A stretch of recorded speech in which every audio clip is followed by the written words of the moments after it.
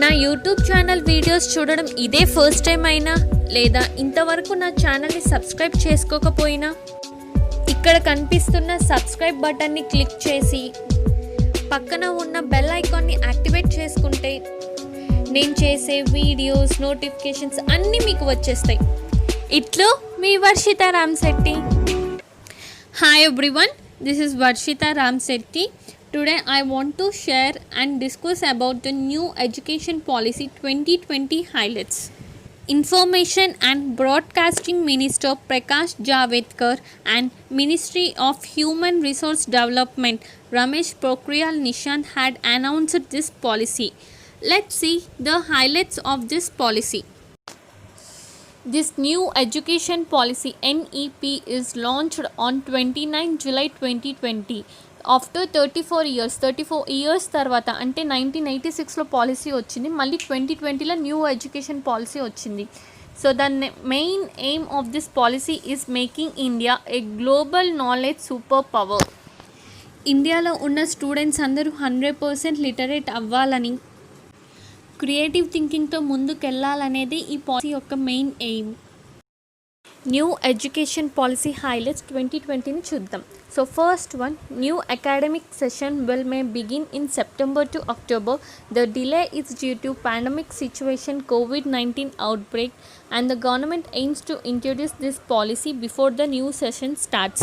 So మనకు తెలిసిందే ఈ పాండమిక్ సిచ్యువేషన్ వల్ల, అంటే ఈ COVID-19 అవుట్బ్రేక్ వల్ల new academic year maybe September నుంచి అక్టోబర్ వరకు స్టార్ట్ చేద్దాం అనుకుంటున్నారు. సో ఈ పాలసీ అకాడమిక్ ఇయర్ స్టార్ట్ అయ్యే లోపల ప్రవేశపెడదామని అనుకుంటున్నారు. NEP highlights 2020. Existing 10+2 structure is modified to 5+3+3+4 structure. This structure would cover ages of 3 to 18 years. So మనకి నార్మల్గా 10+2 అంటే 10th స్టాండర్డ్ దాకా ప్లస్ ఇంటూ 2 ఇయర్స్, దానిని 5+3+3+4 కింద చేంజ్ చేశారు. సో ఈ స్ట్రక్చర్ అనేది 3 ఇయర్స్ ఏజ్ నుంచి 18 ఇయర్స్ ఏజ్ని కవర్ చేసే విధంగా క్రియేట్ చేశారు. Next highlight foundation course or Balvatika. So దీని పీరియడ్ 5 ఇయర్స్ ఉంటుంది. సో ఆల్రెడీ చెప్పానుగా 5+3+3+4, అందులో 5 years foundation course or Balvatika.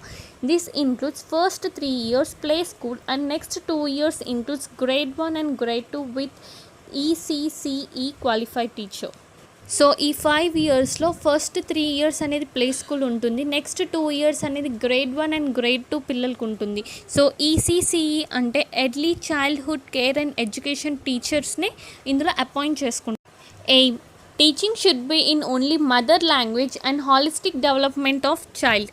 So ఈ కోర్స్ మెయిన్ ఎయిమ్ ఏంటంటే వీళ్ళకి చెప్పే టీచింగ్ మొత్తం వాళ్ళ మదర్ టంగ్లోనే ఉంటుంది. అండ్ హాలిస్టిక్ డెవలప్మెంట్ అంటే పిల్లలు ప్రాక్టికల్ నాలెడ్జ్తో ఇంప్రూవ్ అవ్వాలని.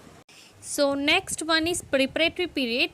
దీని పీరియడ్ మనకి 3 ఇయర్స్ ఉంటుంది. This period includes grade 3, 4, 5. So ఈ పీరియడ్లో మనకి గ్రేడ్ 3, గ్రేడ్ 4, గ్రేడ్ 5 పిల్లలు ఉంటారు. Aim basic literacy and numeracy is introduce for children. So ఈ క్లాసెస్లో 3, 4, 5 క్లాసెస్లో పిల్లలకి basic literacy, basic English and maths subject introduce చేస్తారు. So next third one is middle stage period. ఈ పీరియడ్ మనకి 3 ఇయర్స్ ఉంటుంది. Period includes grade 6, 7 and 8. ఈ పీరియడ్లో మనకి గ్రేడ్ 6, 7 అండ్ 8 పిల్లలు ఉంటారు. Aim subjects will be introduced, vocational courses are introduced from class 6th. So subjects అనేవి ఈ పీరియడ్లో స్టార్ట్ చేస్తారు అండ్ వొకేషనల్ కోర్సెస్ అనేది క్లాస్ 6th నుంచి స్టార్ట్ అవుతాయి. వొకేషనల్ కోర్స్ అంటే పిల్లల్లో ప్రాక్టికల్ స్కిల్స్ ఒక ప్రొఫెషన్ మీద పెంచుతాయి. ఈ వొకేషనల్ స్కిల్స్ అనేది అంటే కంప్యూటర్ సైన్స్ కానీ, ఎలక్ట్రికల్ ఇంజనీరింగ్ కానీ అలాంటివి. So and next one, fourth one is high stage period. So ఈ పీరియడ్ మనకి 4 ఇయర్స్ ఉంటుంది. This period includes grade 9, 10, 11 and 12. ఈ పీరియడ్లో మనకి గ్రేడ్ 9, 10, 11, 12 స్టాండర్డ్ పిల్లలు ఉంటారు. Aim students will get multiple options, all subjects will be given equal importance, multi disciplinary approach. So ఈ పీరియడ్లో మెయిన్ ఎయిమ్ ఏంటంటే ఈ పీరియడ్లో ఉన్న వాళ్ళకి చాలా ఆప్షన్స్ ఉంటాయి. ప్రతి సబ్జెక్ట్కి ఈక్వల్ ఇంపార్టెన్స్ ఉంటుంది. ఆర్ట్స్, కామర్స్ అలా సబ్జెక్ట్ డివిజన్ అనేది ఉండదు. మల్టీ డిసిప్లినరీ కోర్స్ అంటే ఒక టాపిక్ని డిఫరెంట్ వ్యూస్ నుంచి ఎలా చదవడమే multi disciplinary approach.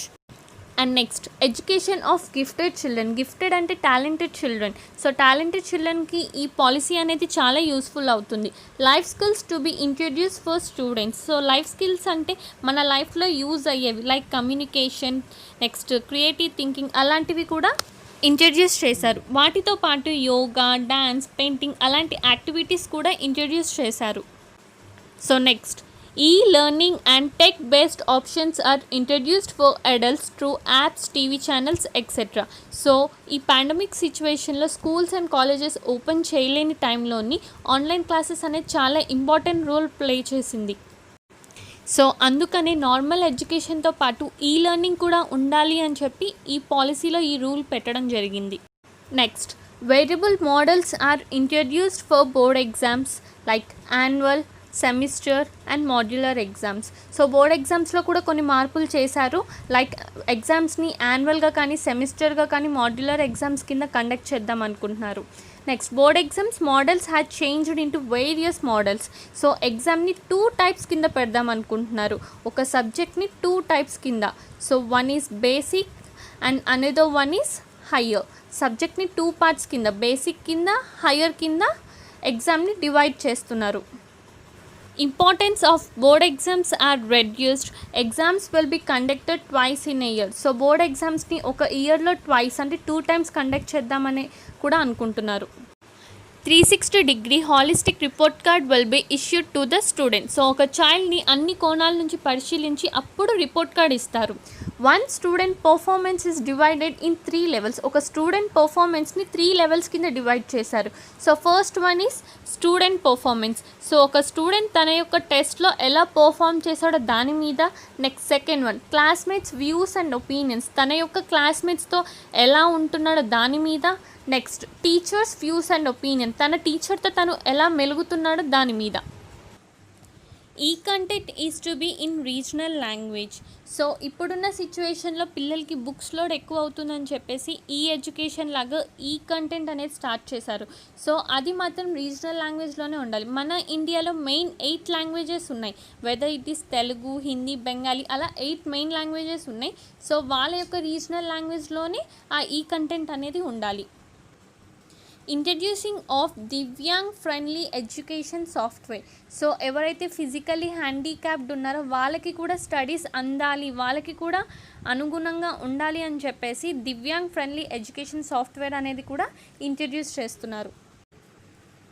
Next national educational policy highlights 2020 at college level. ఇంతవరకు మనం స్కూల్ లెవెల్లో ఏమున్నాయో చూద్దాం. ఇప్పుడు కాలేజ్ లెవెల్లో NTA will offer common entrance exam to all colleges for admission to various courses. So ఒక కోర్స్లో కానీ లేకపోతే ఒక కాలేజ్లో కానీ అడ్మిషన్ తీసుకోవాలంటే డిఫరెంట్ టెస్ట్ ఉంటాయి.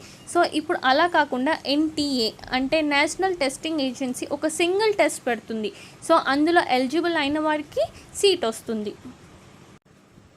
Multiple entry and exit programmes introduced.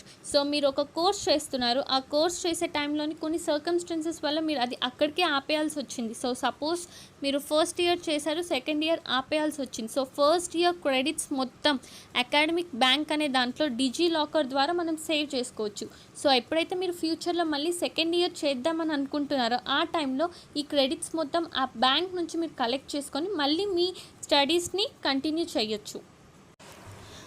Under graduate degree courses will have multiple exit options. So మీరు ఎప్పుడైతే యూజీ డిగ్రీ కోర్సెస్ మీరు చేస్తున్న టైంలోని మీకు ఫస్ట్ ఇయర్ కంప్లీట్ అయిపోయింది అనుకోండి, ఫస్ట్ ఇయర్ సర్టిఫికేట్ వస్తుంది. సెకండ్ ఇయర్ కంప్లీట్ అయిపోయింది అనుకోండి, సెకండ్ ఇయర్ సర్టిఫికేట్ వస్తుంది. ఇన్ కేస్ ఏదైనా సర్కమ్స్టెన్సెస్ వల్ల మీరు ఆ స్టడీ అక్కడితో ఆపేశారనుకోండి ఫస్ట్ ఇయర్తో కానీ, దెన్ మళ్ళీ మీరు ఫస్ట్ ఇయర్ సర్టిఫికేట్ చూపించుకొని మీరు సెకండ్ ఇయర్లో జాయిన్ అవ్వచ్చు. యూనివర్సిటీ గ్రాంట్ కమిషన్ UGC లేకపోయినా all India council for technical education AICTE, ఈ రెండు అనేది HECIతో రీప్లేస్ అయ్యాయి. Professional councils such as Indian council for agricultural research ICAR, veterinary council of India VCI, national council for teacher education NCTE, council of architecture COA, national council for vocational education and training NCVET, ఇవన్నీ కూడా professional standard setting bodies అంటే PSSB కింద convert అయిపోయాయి.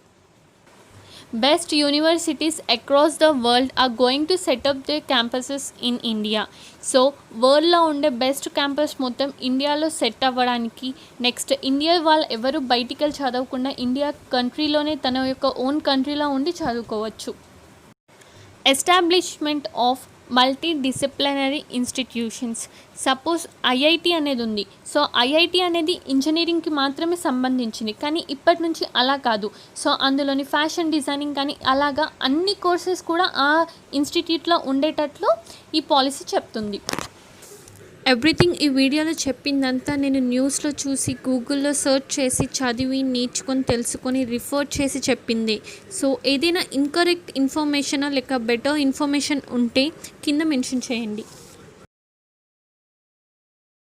Thank you so much for watching my video. నా video కనుక మీకు నచ్చినట్లయితే లేదా యూస్ఫుల్ అయితే then don't forget to like and share my video. Thank you.